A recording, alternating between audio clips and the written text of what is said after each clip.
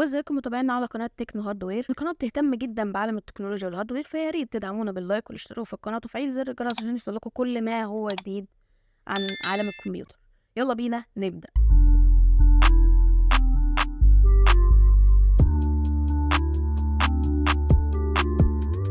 النهارده بقى يا جدعان عندنا تجميعة جديدة وهي تجميعة ال5000 جنيه. في رينج ال5000 جنيه ما عندناش خيار غير اننا نروح للمستعمل. المستعمل هنا هيبقى في كل القطع عشان نعرف نجيب ميزانية ال5000 جنيه، وكمان التجميعة دي بكارت شاشة خارجي. يلا بينا نخش على التجميعة ونبدأ بأول قطعة وهي السي بي يو هنا هيبقى الكور i5 4570. البروسيسور ده بيجي بأربع أنواع وأربع مسارات، وبيس كلوك سبيد 3.2 جيجا هرتز وماكس بوست سبيد 3.6 جيجا هرتز. بيجي بكارت داخلي انتل اتش دي 4600، وبيدعم سوكت ال LG 1150. البروسيسور ده بتلاقيه في المستعمل بحدود ال 600 ل 800 جنيه. خش على تاني قطعة وهي البوردة هنا تبقى البي 85 ام دي اس 3 اتش. البوردة دي بتدعم الجيل الرابع من انتل ومايكرو اي تي اكس، وفيها اربع مداخل رامات بتدعم سوكت.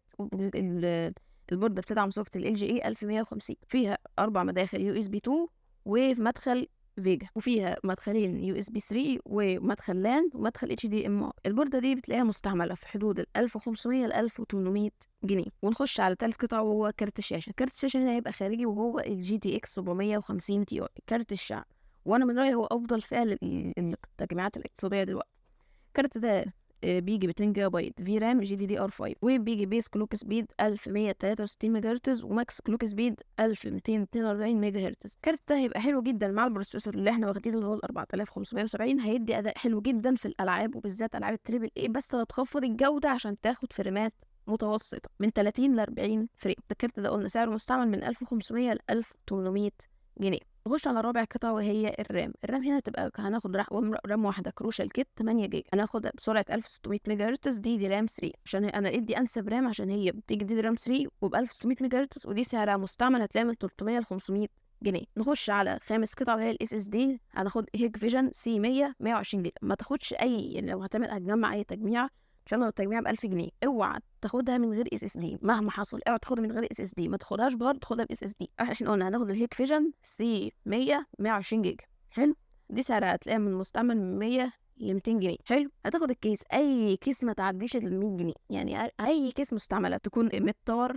تكون مثلا اي تي اكس او اي تي اكس او مايكرو اي تي اكس، تمام، بس المهم ما تعديش ال 100 جنيه. حلو، وكمان هتاخد باور سبلاي 300 واط.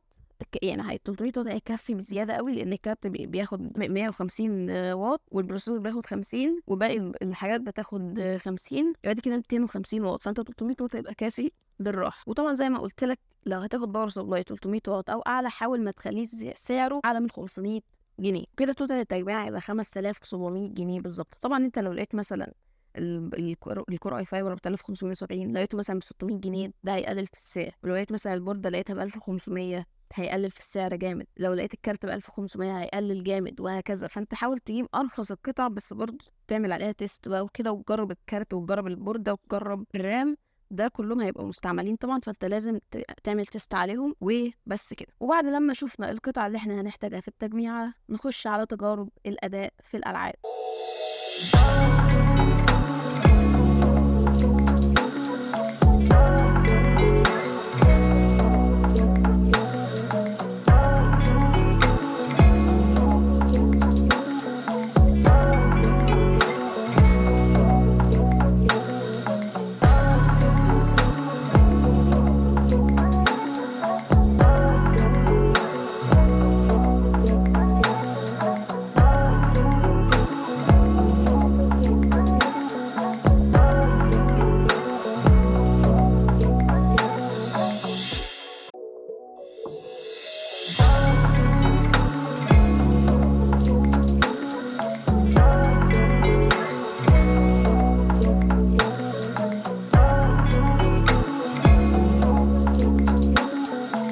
وبعد لما شفنا القطع اللي احنا استخدمناها في التجميع وشفنا تجارب الأداء في الألعاب، وكده نكون وصلنا لنهاية الفيديو.